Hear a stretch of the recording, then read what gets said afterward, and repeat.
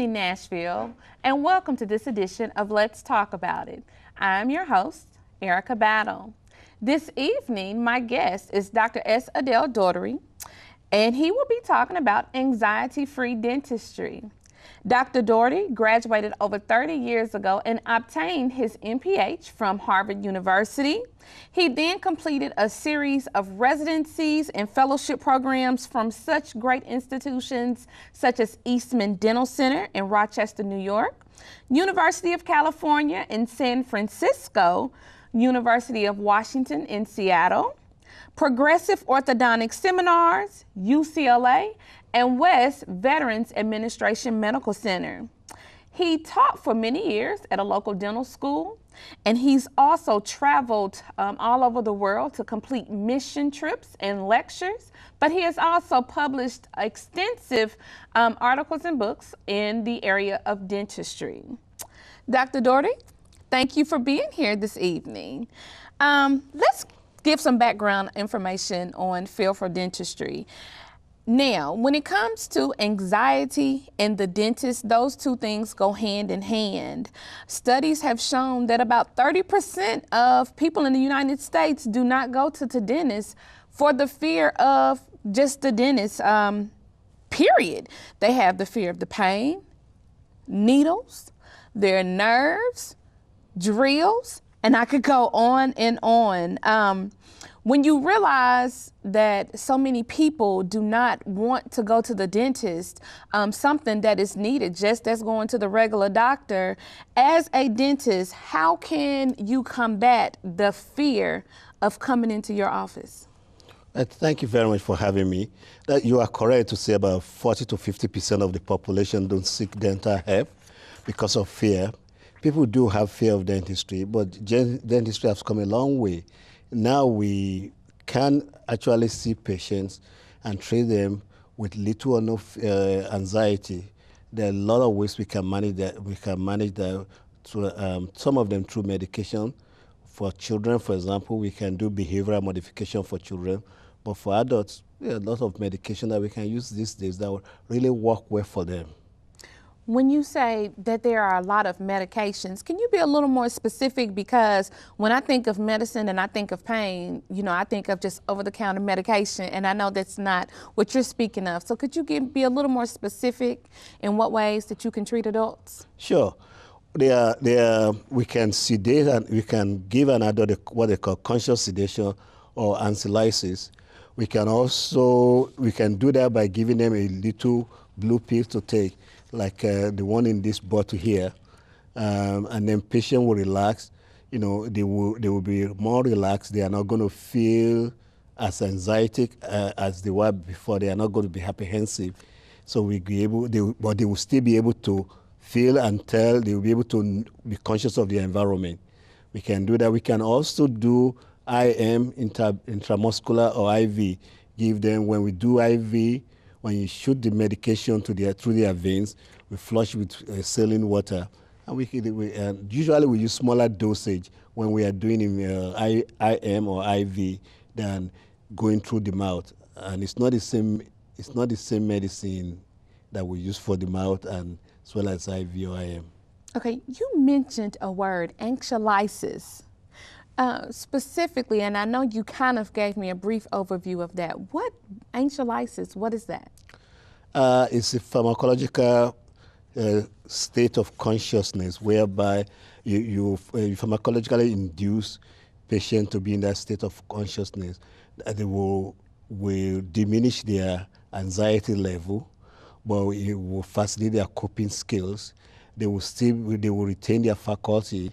And that's usually the first stage of treatment for managing people who are anxious about dentistry. Okay, so you mean to tell me that dentists are using drugs to kind of achieve this anxiety-free state? Yes, we do that. We do that. And like I mentioned before, it's so simple. We use a blue pill. Usually, if you are going to do oral sedation, for example, you give a patient a blue pill to take in your office, and if you maybe down the road, if you ask me questions about the requirements, and we'll go over there. But we give them that little pill. They take that in their office, and we monitor them until they are more comfortable and relaxed. That's when we actually do the work. So you mean to tell me that I can come into your office after taking a little blue pill and I can just relax and have no fear whatsoever about the procedure that is about to go on, and I can just kind of chill out and be like, all right, my dentist has this, and not be tense or anything, but just be really calm. And I won't say the word enjoy the process, but I can rest assured that my nerves will be so relaxed that I won't be so tense where my dentist can't do his work. Yeah, you have to take the pill at the dentist's office anyway. And generally, we ask you not to eat or drink for 8 to 10 hours before the procedure. And that you bring somebody with you that will come with you. That person will be considered a companion. We give you that blue pills after we've taken. We will review your medical history again with you. We do the vital signs. We take the vital signs in office, and we monitor you constantly through the procedure. We give you the blue pills, and then we bring you to the dental chair. You sit in a very comfortable dental chair with loose clothes. We cover you up in a nice blanket, warm and toasty. And of course, if you need any additional information about how this process works, you can call Dr. Doherty's office at 615-851-4744, and he will be happy to explain this process in a little more detail. Now, I know that you have some slides that you wanted to show us, the viewing audience, how this process works, just to, kind of give a little more insight to the viewer. Isn't that correct? Yeah, I do have some video that slides to share with the audience and you, Ms. Battle, that tells you the different stages and what the requirements are. And it's very simple, straightforward. It's really education. I thought your viewers will like them. All right. Well, let's go ahead and see those slides.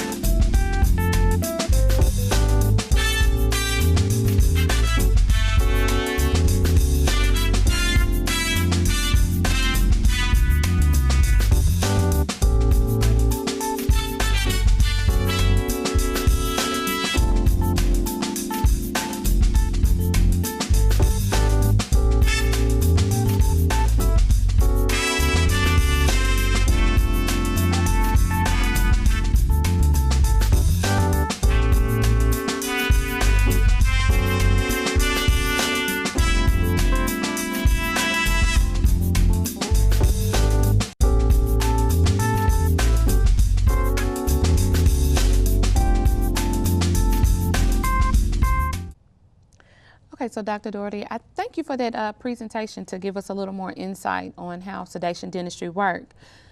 But before we go any further, of course the viewers would like to know, does the insurance pay for sedation dentistry? That's a very excellent question. Most insurance do pay for sedation if it's for example, extraction of wisdom teeth. They will pay for that. But generally they will not pay for somebody needing amalgam filling, silver filling, or some simple procedure like that. So the patient will have to pay for it themselves. But for children, they usually pay for children, whether for amalgam filling or extensive dental work. They generally pay for children. Okay, so the insurance company will pay for a child if they just need regular dental work as well as extensive, just probably because of the age, I would assume. I would assume so. All right, so, well, if as an adult, and I just really do not like going to the dentist, and all I need is a filling, and my insurance company will not pay for that sedation for me just to get a filling, what dollar amount or figure roundabout are we talking about as it relates to the cost of sedation dentistry? Well, it varies from a couple of $100 to $500-600, depending on how long it's gonna take to get the work completed. Patients can pay for that directly themselves. And most patients that need that, like in your case, if you need to have a tooth filled and you are so apprehensive, then sedation dentistry might be the thing that you want to go for. Okay, well, what if I don't have $500 or so to pay for sedation, but really want it? Is it financeable, and can I finance that procedure as well? Yes, there are a lot of companies and dental offices that will let you finance that. I know Care Credit and Capital One, that's what we use in our office. They both provide finances for all kinds of dental procedures. Okay, so it is possible. So I can get it. It can be an affordable process. Well, after I do the sedation, because you keep talking, we keep talking about sedation and anxiety free. And so the first thing that I think about, of course, is being put to sleep and not remembering anything that goes on. So what is your patient's memory like after receiving sedation dentistry? So most of the time, when they are fully conscious, they are surprised. They say, "Oh, have you done the work? Have you finished?" I think the time just fly. They won't even. Most of patients don't even remember. They always remember the good, pleasant feelings that they have. And that's the thing. So they remember feeling good. Yeah. They don't remember the drill, but they do remember feeling good. Now, earlier in our conversation, you were talking about one of those ways to achieve that anxiety free is a little blue pill, and you showed me a pill bottle. What is the little blue pill? Well, the little blue pill is actually belongs to the same family as Valium, which people take all the time. I mean, to help sleep. Mm-hmm. It's very hypnotic. It's very sedative, and the good thing is that it's short acting. For 2 hours, your body will have broken half of whatever we gave you. If you say you have 0.25 milligrams tablet, in 2 hours' time you have only 0.125 in your system, and it's very good short acting. Yeah. But it's effective. It is effective. It's short active but effective. Yeah. Well, let me ask you this: who would be a good candidate for sedation dentistry? That's another excellent question, Ms. Batu. Yeah. Well, people who are afraid of the dentist or going to the dentist, who don't like dental office, the sound of the drill, those who have busy schedule, and those who have stayed away from dentistry because of what they perceive as pain will greatly benefit from anxiety-free dentistry. So what could you say to those persons who make it a point to not go to the dentist unless they're just in severe pain where they can't even sleep? I mean, what could we say to those persons with such advances in dentistry to get them to come on into the office? Well, in our office, for example, we don't talk down to patients. We try to understand everybody. Everybody has a story to tell. That the reason why some don't go is because of their past experience. It could be because of their past experience, and we make it a point of not to judge any patient. We are not judgmental. We don't tell them that, how come you haven't been to the dentist? They feel at home, which is what most dentists do. Where most dentists will make you feel at home, and we tell them that we've come along with dentistry. It's a lot gentler these days. It's much more. We have much more tools to make them welcome, and we'll be happy to work with them. Oh, so gentler. I like that term, gentler, because when I think about the dentist, although I go because I know you only have one set of teeth, I don't think of the word gentle. Does not come to mind. As a matter of fact, I get a little, I cringe because I can just imagine and I can feel that needle going into my gums and giving me a shot. But on the other hand, I have had and experienced anxiety-free dentistry, and I must agree with you. It just kind of flew by. I mean, the procedure just flew by, and I didn't feel anything. It was just like, oh, okay. So I understand completely. But I am aware that you have brought a video of patients and their interactions as it relates to anxiety-free dentistry. Yes, I do have a video about some patients who had not visited the dentist for a long time, and they now go to see their dentist regularly because of anxiety-free environment that they have. So you love the videotape. All right, we would love to see that video right now. I guess right now the biggest difference in my life is the fact that I'm so comfortable with my mouth again, that I can chew. And that sounds like it's a minimal thing, but it isn't to somebody who's lived with the problems. And I think there's a lot of us around who have had dental problems and they're not comfortable. It was a very positive experience for me. And just to being relaxed and being able to leave there and not remember anything went on, not having a trauma the day after, the day before, whatever it was, just the trauma-free. An unexpected result of the surgery was I just felt younger. I just felt great. I had teeth in my mouth again, and they weren't false teeth. They were real teeth. Because I have a very busy schedule, and I travel a lot, all internationally, both domestically and internationally, it's enabled me to fit this into my schedule and not suffer. I think the best thing was not having apprehension. And waking up the next day and really, like I didn't go to the dentist at all. I just think everything for me was definitely a positive, and I came out of it feeling very positive, which I think shows in the healing and the recuperation process. I have now my temporary teeth, which I'm learning to use, and I'm able to eat foods I haven't been able to eat for close to a year. The weekend before my dental work, I was standing in the kitchen and a tooth just fell out.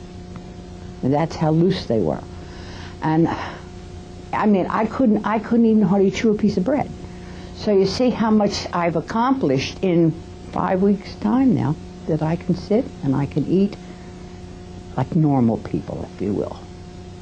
I had never thought with this kind of work I would have felt the way I did, I felt as well as I did at the end of the day. What it did was it allowed me to go to a dentist. Now, when you're in a dentist chair, as nice as the dentist can be, but he's coming toward you with all these things, you definitely tense up. I mean, I think it's a normal reaction to tense up to that kind of thing. And there wasn't anything like that. So that on the other side, when you start to wake up, when you start to talk, when you start to eat, it's a very nice, calm feeling that you have. When I actually got into the chair, I felt totally comfortable that I was not going to have any problem at all because of everything that had been told to me ahead of time.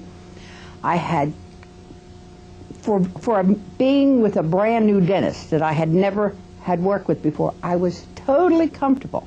Well, it takes all the fear out of dentistry. There's no reason to be fearful of what goes on. And I don't remember a thing that went on. I took medication. Like I said, I sat in the chair and that was it. I had no knowledge. I wake up the next morning. I don't have any pain. I don't have any memory. I don't remember a thing. Because I can't even sit and... He went back for a small checkup. I was in the room next to him doing a cleaning to somebody. They had to give me headphones just for me to wait, listening to the drill. So it's all that, it's painless and it's memory-free. Just a complete sense of being very calm and at peace, and I knew he was going to do the right thing, and I just wasn't going to fight it and just go with it. I'm very, very, very happy with the atmosphere. And to go to a dentist and say you're happy, I guess that's a pretty good positive today. You know, they were very honest with me. I felt comfortable in the fact that they weren't going to do anything I didn't want to be done. And it was pain-free, memory-free is the best thing. In fact, I spoke to the doctor the next morning, and I said to him that day, with all that you did in my mouth yesterday, all the cutting and snipping and building and whatever all you did, my mouth feels better today than it did when I had the teeth in. I mean, it can restore your mouth the way you were when you were younger. I mean, I didn't like smiling as much before. I kind of like when I smiled, it looked slanted. But now? But now it's beautiful. I love my smile now. Well, welcome back after watching that wonderful video, and we are here with our guest, Dr. Doherty, and we're going to continue to talk about sedation dentistry and how safe and comfortable it can make your dentist visit. Now, Dr. Doherty, so how long has it been, you know, we kind of spoke about that, and you said a lot of times when patients come to you to get sedation dentistry, they hadn't been to the dentist in 6 years. And with that being known, how extensive is their dental work? Yeah, so an average patient maybe hasn't been to my average patient who needs sedation is for 6 years. The good thing about sedation dentistry is that we might be able to get all the dental work that is needed in 1 or 2 visits. You know, that is the beauty of it, and it's really good for people who have busy schedule, especially those who travel a lot, like truck drivers, for example, that they have to be somewhere. So they get all their dental work done in 1 or 2 visits, and they are done for it. And that's how it is. Oh, wow. So even with them missing the dentist that long, coming in with anxiety-free dentistry allows them to have more work done in one session instead of prolonging their visits, you know, having to come back 2 weeks for this. But with that anxiety-free dentistry, you can just get your work done without having to worry about coming back, you know, 3 and 4 or 5 times to the dentist. You know, hey, that sounds awesome to me. I thought you couldn't beat that. No, you cannot beat that. You know, who likes to be in the dentist chair? No offense, of course. No offense taken. Well, what are some of your most common concerns that you've just heard from patients in general? Well, some of the patients that we've seen, some of them had said that they've been told they are difficult to be numb, they just are not the numbing type, or that they can bear a little pain. It's not much, you are a strong person. Or why did you leave your mouth so neglected like this? Why did you let all this thing roll down? All of those things, we try not to deal with that. We try to tell them that whatever a patient says, he feels it. And in our office, for example, if a patient says, I'm in pain, we stop and take care of that problem to be sure that that patient is not in pain. And we try not to be judgmental, and my staff know they can do that. And we don't do that with our patients. And I'm sure a lot of dentists don't do that with their patients either. Well, good. I'm just listening, and I keep hearing the word relax. And I know that with one of the concerns that you said were patients, they were, I'm hard to numb. Like it takes a whole lot of shots to numb me, and I don't want all those shots in the mouth. And what I'm hearing as you explain all of that is the anxiety-free dentistry just kind of gives you the ability to relax and not even notice that you're actually getting this shot within your mouth. And that's one of the benefits to it. Well, we hear about all these benefits, but of course we want to know, what are the side effects of sedation-free dentistry, if any? Well, the only two that are very common that I've heard from is hiccups. And that one will go away in a few minutes. The second one is that you have dry mouth.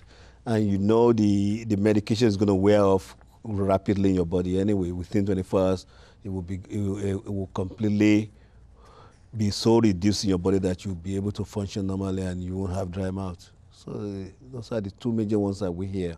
from people. So will patients be able to drive to their dental appointment when they're about to get anxiety-free dentistry? No, we usually recommend that somebody drive them to the office.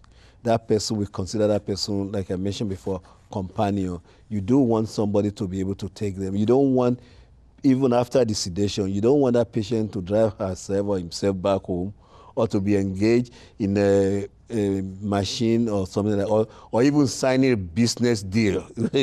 We don't want to sign a business deal. So you can hold off your business deal, and we also don't want you to smoke for that day. We prefer that even patients don't even have caffeine or before they come for the treatment. Okay, so it will, of course, kind of inhibit a little bit of your daily lifestyle just for the day. Yeah. You can't, so we don't want you to do anything signing off your estate or nor driving a car, because it could pose dangers for yourself and other drivers, is what you're saying. That's so true. Oh, okay. Well, that's good to know. Well, before we close, talk to me a little bit about the intravenous and the intramuscular conscious sedation. Can you just tell me a little bit more about that?